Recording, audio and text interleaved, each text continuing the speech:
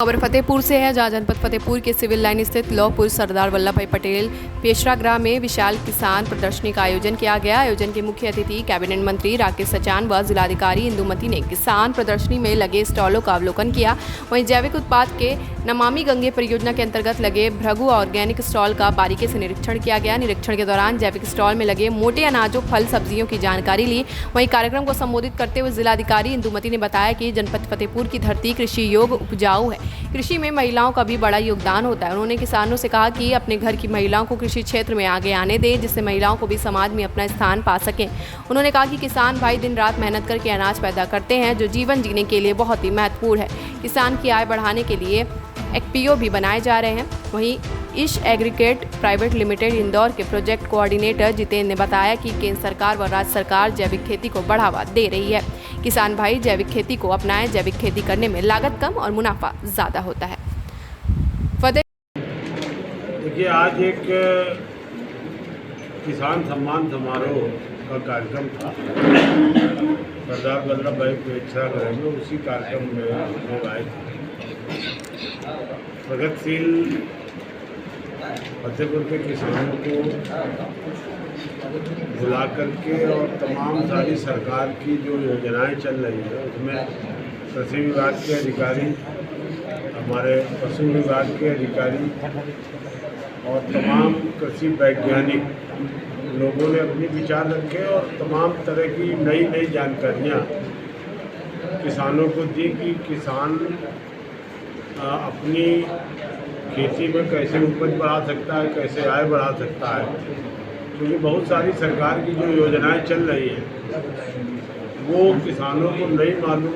उन योजनाओं को कैसे उनको प्रचार प्रसार किया जाए, इस पर बड़ी गहन चर्चा भी हुई है और लगभग दर्जनों किसानों को, जो प्रगतिशील किसान हैं, उनको सम्मानित भी किया गया।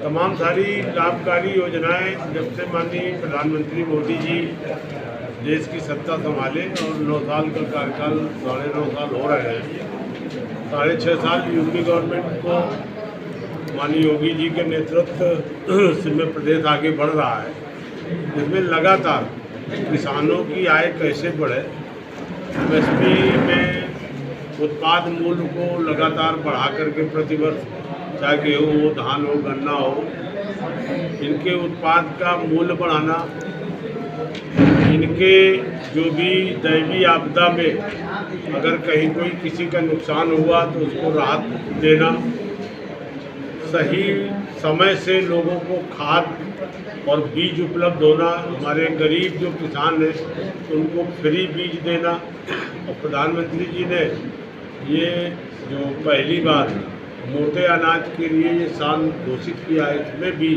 किसानों को कि जो हमारा परंपरागत मोटा अनाज था तो कम पानी पे जो पैदा होता है, ऐसे क्षेत्रों पे वो किसान उसको अपनाएं। ये तमाम सारी जो योजनाएं सरकार की चल रही हैं, योजनाओं को लेकर के आज उसकी चर्चा की, उसी का भी कार्यक्रम। जितेंद्र सिंह, प्रोजेक्ट कोऑर्डिनेटर, ईश agritech private limited Indore, Madhya Pradesh.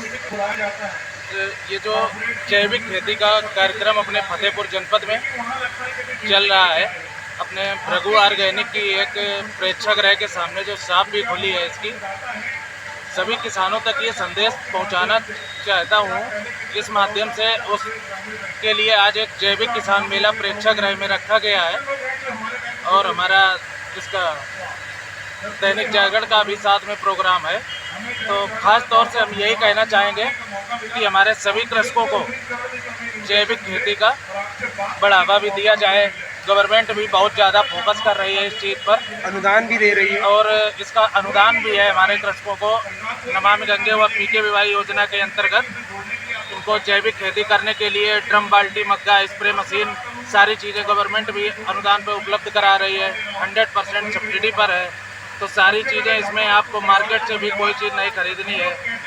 और आज की बढ़ती हुई बीमारियां बहुत तेज़ी से हर जगह पे बढ़ रही हैं। अभी तक हम लोगों को पता चलता था किसी जनपद में किसी को कैंसर या हार्ट का कोई पेशेंट हो गया है।